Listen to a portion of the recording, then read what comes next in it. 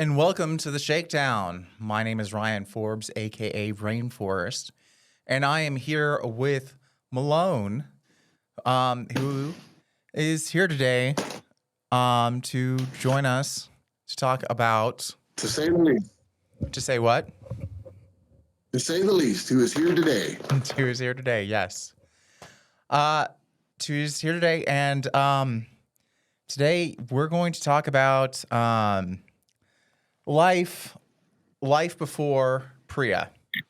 And for those of you who don't know about PREA is the Prison Rape Elimination Act. It is a federal act that was enacted in across prisons across the country. And Malone and I were just having a debate about who enacted what and when. So I'm actually going to look it up right now. And it was the Prison Rape Elimination Act of 2003. So I was right. It was a G.W. Bush act.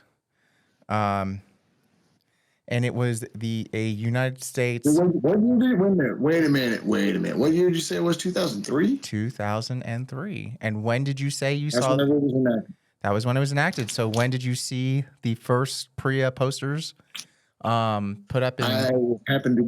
I was the unit artist at the time. And so the very first ones were, we're talking like maybe 2014 or so. It was the first time that anybody, it's hard for me to say exactly. The years kind of blend together, but it was in that period of time. In what period of time? 2003? Like around 2014, around 2014. So 2014. It was well over a decade after that was signed into law that they ever enacted a single policy of PREA in Texas prisons. And I remember I was at Gurney in 2015, and they were only just starting to put up the curtains in the showers so that officers and inmates would not for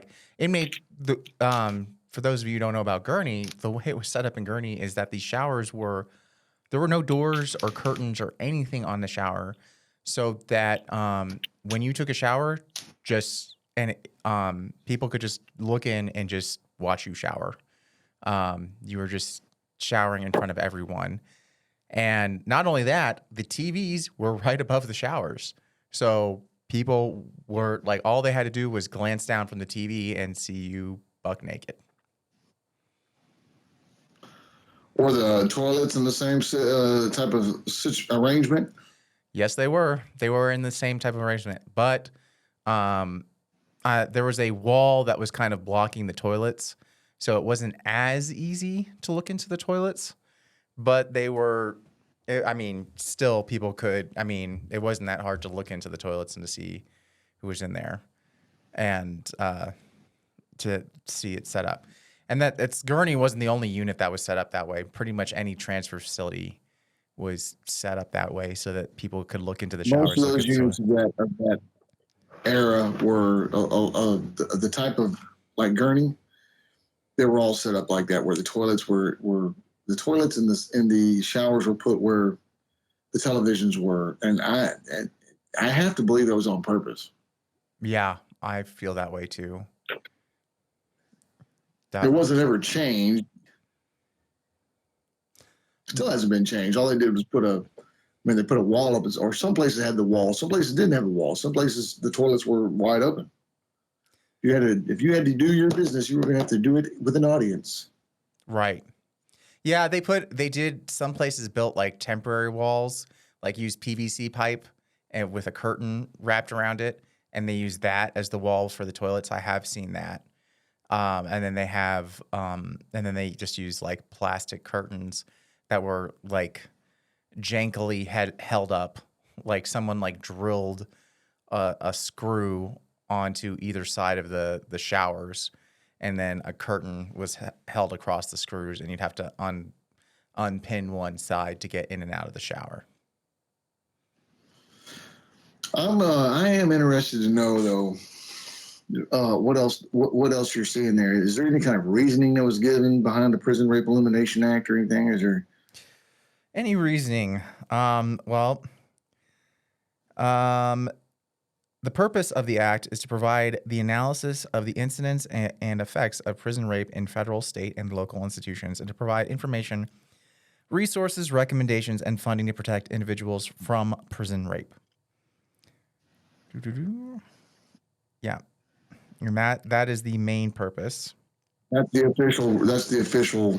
That is the official reasoning. Statement for the reason why they're doing why they did all that. Right.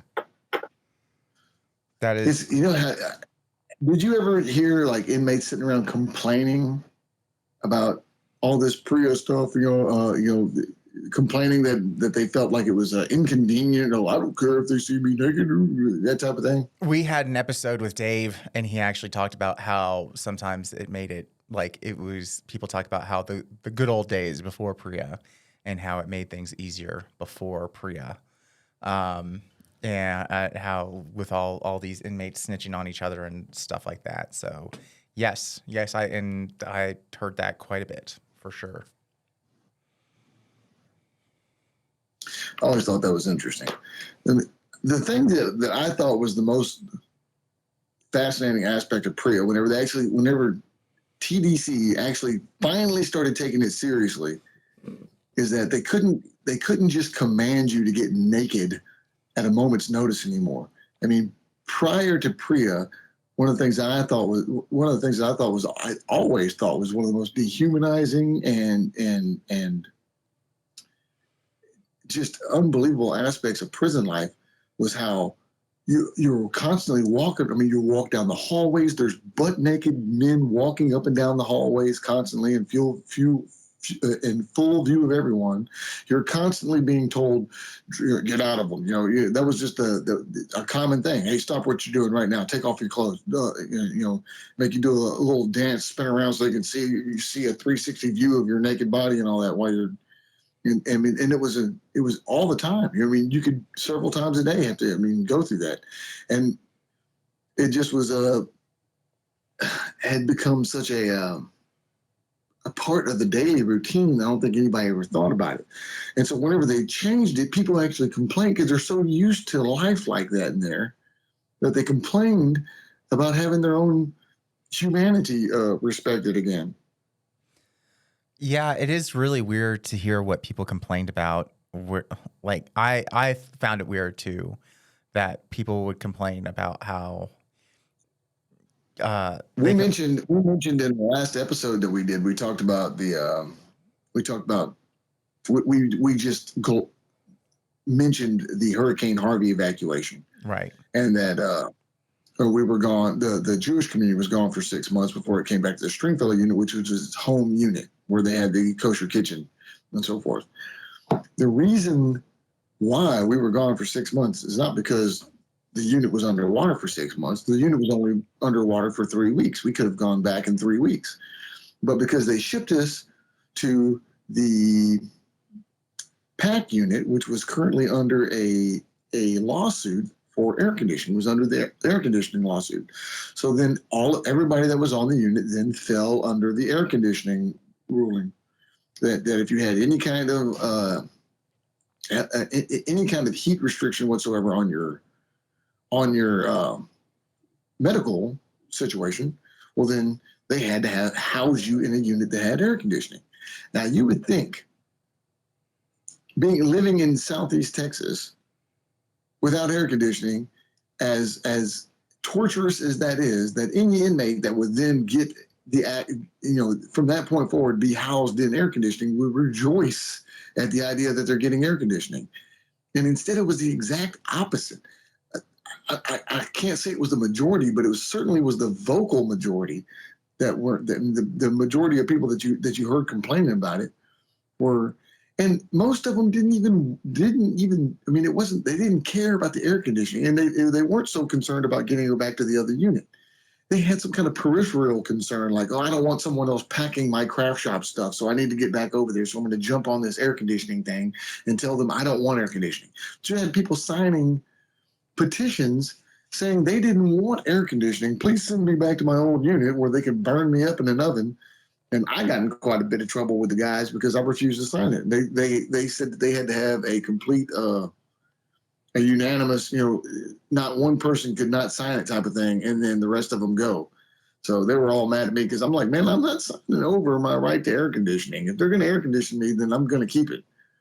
But they had none of those guys had been locked up. Well, I can't say none of them because some of them had. Some of the ones that had been locked up the longest were the worst ones, were the biggest complainers about it. That is a strange fact of prison life that some people, the most onerous conditions that you mentioned to some people, like the Prison Rape Elimination Act, which doesn't seem at all unreasonable to me that you wouldn't, that they wouldn't be able to command you to get butt naked at a moment's notice. For some reason, they're complaining about it and they want to get butt naked again. They want to be able to walk around without their clothes on or something. And but that's not air conditioning.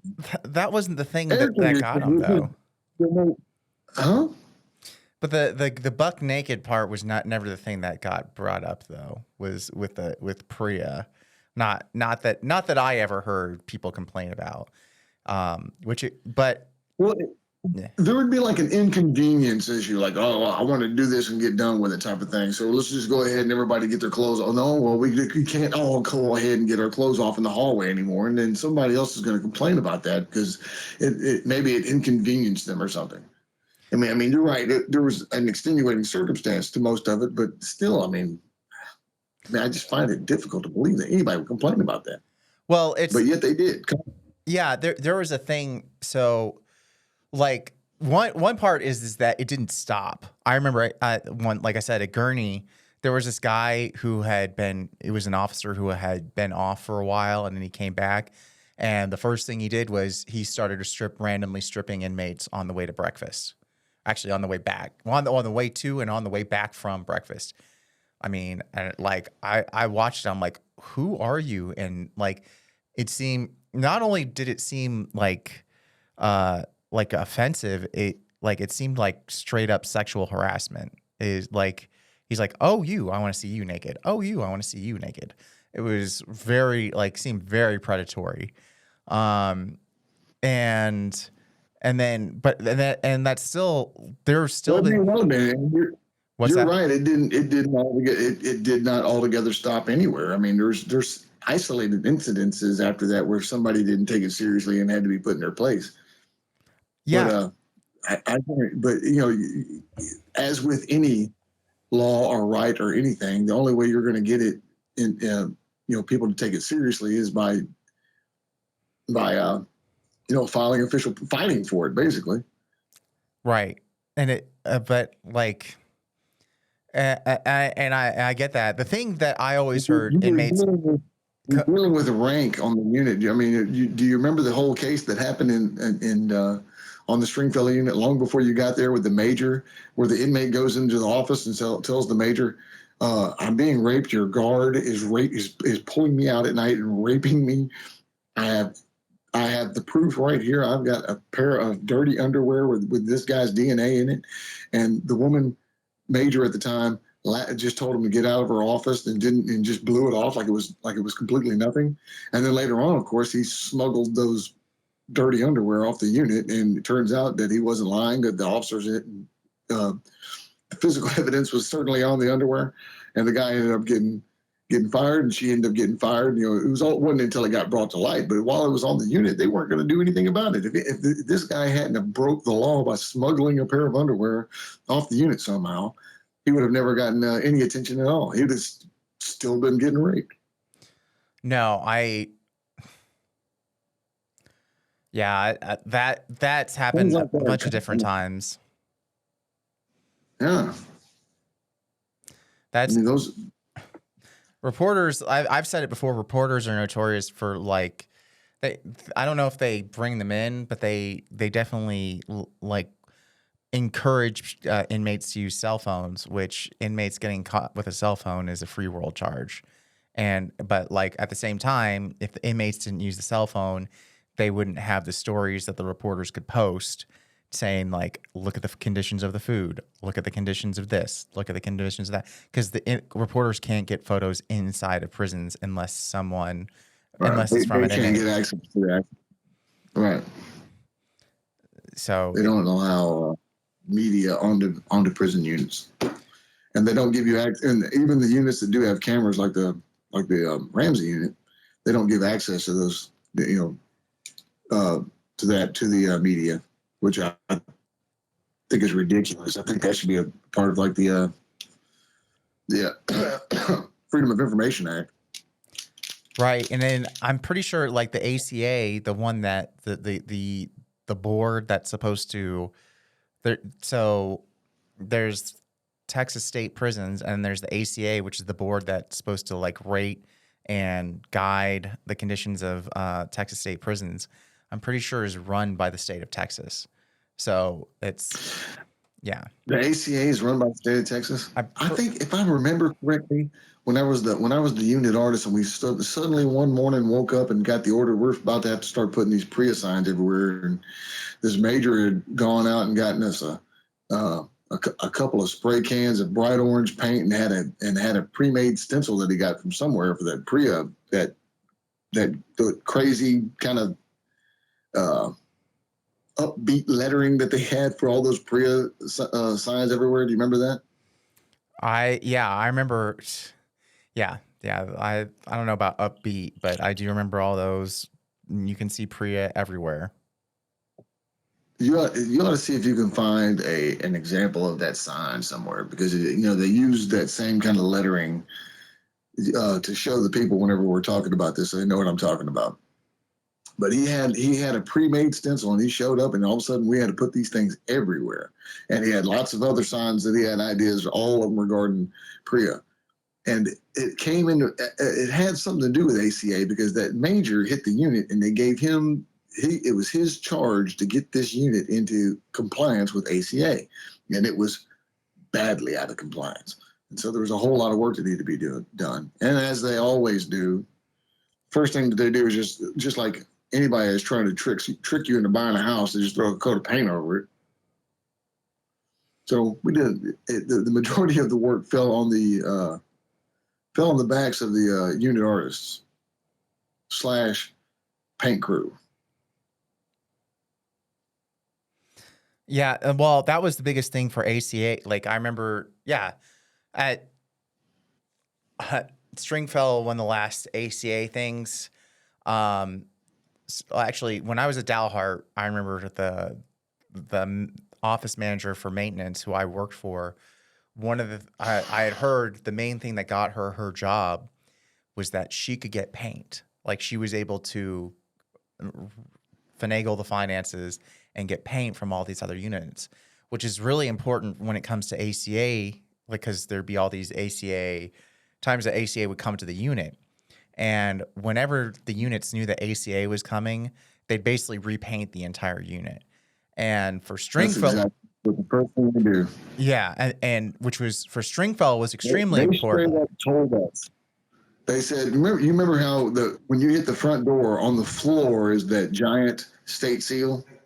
Right. And then there's that large desk with that big wooden cutout of the seal of Texas and all that. And there's flags up there, and there's other pictures on the wall. They told us straight up that that's what they wanted. They wanted anybody that walked onto the unit, whenever they walked on, to have their eyes attracted to this big state seal on the floor and this fancy paint job that's right in front of them and all that, and not see the rest of it. They wanted them to do it. Was like a sort of a smoke and mirrors type of tactic to keep them from seeing the real problems. The water pouring down from the ceiling every time it rains and stuff like that. And the fact that it was, 115 degrees inside the unit at any given time. Yeah. But the guards passing out on a regular basis from the heat. Right. And and the other thing was like at the trustee camp, which I know you didn't see, but like the big importance of paint at the trustee camp was it flooded, as we've said. Hurricane Harvey hit and the unit flooded. And at the trustee camp, it was especially bad because there was black mold that had built up in the buildings at the trustee camp, and there was nothing they could. Was black mold. You know better than that. There's black mold all over the inside of the unit too. Right. And but the only thing they could do, the only thing they could do about it was to paint over it. That's all they could do. Yeah, and that did nothing. No, because by the time they'd painted so far in advance to get ready for ACA, that by the time ACA showed up, the black mold had peeled through the paint. So We had gone. We actually had one of the guys in our right before Harvey hit. One of the guys that was in our group had gone to the warden. He was a specialist in black mold out here in the world, and he used to get rid of black mold for like big hotel chains and things like that. So he had gone to the warden and explained to him, this is black mold, what you're dealing with here. This is not just some kind of, this is not a stain or something else. This is black mold. And they're like, it's okay. And the wardens were told him, it's okay. You know, it's all right. Well, we got plenty of bleach. We'll bleach that out and scrub it. And he explained to him, you cannot bleach black mold away. That's not how black mold works. He gave them the whole entire science of it, how it's a spore and how the spore closes itself and can seal itself off against things like bleach and so forth, and will survive. It's an extremely durable form of plant life, I guess. And yeah, I mean, it only responds to certain levels of heat and so forth else. You have to be able to heat it. And he gave them every last bit of that information, and they just ignored it. They decided against actually dealing with it. And like you said, they'll just throw a coat of paint over it. Of course, those ignorant morons probably thought that the paint was going to be enough to cover it or something, or probably still thought the bleach would kill it. You know, they deny science regularly. yeah, that is definitely a common thing, and they don't want to hear it. And it was, That's just too inconvenient, costs too much money. Well, you're just going to have to, wait till somebody files a lawsuit on it, and then we'll deal with it. you don't want to have your life. That was the thing I dealt with on a regular basis. I would see lots of things where, I knew I was like putting my life at risk, and they just didn't. They're like, just bleach it or paint over it or whatever. Don't worry about it. It'll be fine. And I was like, great. Well, that's just I just have to live here. And so did you for a much longer time. And it's just horrifying to think about, and the fact that it's still going on for a while. But we didn't get to talk too much about the days before PREA. Do you have any final points before we wrap this up? Days before PREA, one of the things that illustrates just how insane the days before PREA were, in my opinion. One of the stories that stands out in my mind the most is one of those days I was coming in from the fields on beat 01. And for some reason or another, the guards stopped the wagons a good ways away from where you actually enter into the unit. They stopped the wagons and they had us all get off the wagons, and then they had us all get out of our clothes, butt naked. And we had to walk with our tools and our clothes in our hands, ass naked, all the way up to the back gate where we were then going to be searched and then let into the unit. Now, I'm assuming that they probably told us to get out of our clothes then as some kind of convenience for them. But a lot of these guys were, they had lawnmowers and other kinds of tools, weed eaters and all that. And I remember looking over and seeing these butt naked guys pushing lawnmowers. And it just hit me just how absolutely insane this whole situation is.